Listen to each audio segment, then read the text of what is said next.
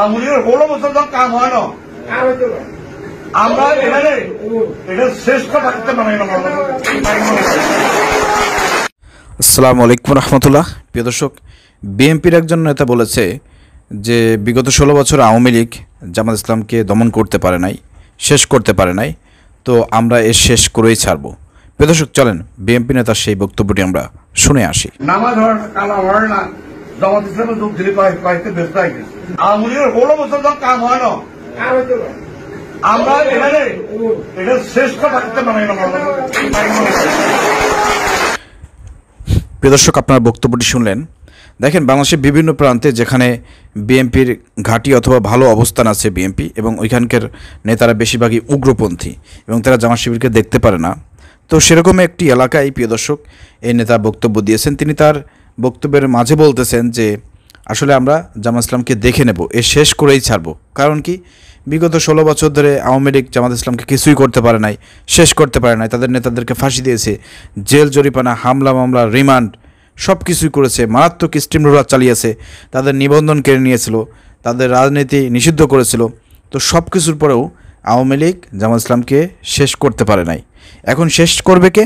এখন শেষ করবে বিএনপির এইসব নেতারা। তারা এই ধরনের হুঙ্কার গর্জন দিচ্ছে, এই ধরনের বড় বড় কথা বলতেছে। তো এই নেতাদেরকে আমরা বলতে চাই, দেখেন, আওয়ামী লীগের মতন ফ্যাসিবাদ শক্তি তাদের রাজনীতি শেষ করতে পারলো না, আর আপনারা কোথাকার কোন চুনোপুটি নতুন গজাইছেন। 5ই আগস্ট ছাত্র জনতার বিপ্লবের মাধ্যমে আপনারা গর্ত থেকে বের হয়ে এসে এখন সব কিছু দখল করে থানা কন্ট্রোল করে আপনারা বড় বড় হুঙ্কার দিচ্ছেন যে 16 বছর আওয়ামী লীগ সরকার পারে নাই, আমরা এর শেষ করব। তো প্রিয় দর্শক, এই যদি হয় বিএনপির চরিত্র, তাহলে আগামীতে ক্ষমতা আসলে পরে বিএনপি কতটা ভয়ঙ্কর রূপ ধারণ করতে পারে, এবং তারা যে ফ্যাসিবাদ প্রতিষ্ঠিত করবে, এবং বিগত আওয়ামী লীগ ফ্যাসিবাদের চাইতেও যে তারা বড় ফ্যাসিবাদ রূপান্তর হবে, তার কিন্তু একটা নমুনা আমরা এই বক্তব্যের মাধ্যমে দেখতে পাচ্ছি। আরে ভাই, বিএনপি জামাত তো আওয়ামী লীগের সময় সবচাইতে নির্যাতিত দুটি দল, এবং তারাই কিন্তু আন্দোলন করেছে, সংগ্রাম করেছে দীর্ঘ 17 বছর ধরে, কিন্তু আওয়ামী লীগ সরকারের পতন ঘটাতে পারে নাই। ছাত্র জনতার ঐক্যবদ্ধতার মাধ্যমে তাদের নেতৃত্বেই কিন্তু সবাই ঐক্যবদ্ধভাবে হাসিনা সরকারের পতন ঘটিয়েছে। তো পতন ঘটিয়েছে ভালো কথা, এরপর একটা সুষ্ঠু সুন্দর নির্বাচন হবে, দেশে গণতন্ত্র প্রতিষ্ঠিত হবে, মানুষ যাকে চাইবে তাকে ভোট দেবে, যাকে চাইবে তাকে ক্ষমতায় আনবে, প্রধানমন্ত্রী বানাবে, দেশ পরিচালনার সুযোগ দেবে, সুন্দরভাবে দেশ পরিচালনা করতে হবে, দেশে মানুষের জন্য কাজ করতে হবে, দেশে কল্যাণে কাজ করতে হবে, দেশে উন্নয়নের জন্য কাজ করতে হবে। সেটা চিন্তাভাবনা না করে আপনারা কী করতেছেন? জামাতকে কীভাবে দমন করা যায়, জামাত ইসলাম যাতে ক্ষমতায় না আসতে পারে, কীভাবে তাদেরকে ঠেকানো যায়, এই পরিকল্পনা করতেছেন, এই চিন্তা করতেছেন আপনারা। এটা আশ্চর্যজনক ব্যাপার। দুঃখ হয় আপনাদের জন্য। আপনারা ফ্যাসিবাদ থেকে কোনো শিক্ষা গ্রহণ করতেছেন না, আপনাদের জন্য দুঃখ হয়। ইতিমধ্যেই কিন্তু আপনাদের বিষয়ে বলা হয়েছে যে আপনারা আওয়ামী লীগ থেকে শিক্ষা গ্রহণ করেন। আপনাদের চোখের সামনে ঘটে গিয়েছে আওয়ামী লীগের মতন ফ্যাসিবাদের পতন হয়েছে।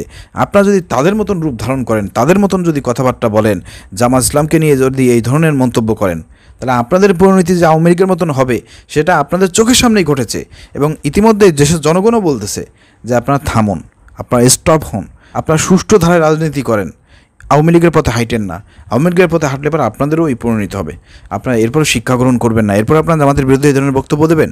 তো পুলিশ প্রশাসনের দৃষ্টি আকর্ষণ করছি, এই বিএনপি নেতা যে জামাত ইসলামকে থ্রেট দিচ্ছে, এই যে হুমকি দিচ্ছে, তাকে আইনের আওতায় এনে কঠোর শাস্তি প্রদান করা হোক। আর বিএনপিকে বলতে চাই, এই ধরনের নেতাদের কারণে কিন্তু আপনাদের দলের ভাবমূর্তি নষ্ট হচ্ছে। তারেক রহমান, বেগম খালেদা জিয়া আপনাদের সুনাম ক্ষুণ্ণ করতেছে, আপনাদের দলের ভাবমূর্তি নষ্ট করতেছে এই ধরনের কিছু উগ্র, উচ্ছৃঙ্খল, সন্ত্রাসী কিছু নেতারা।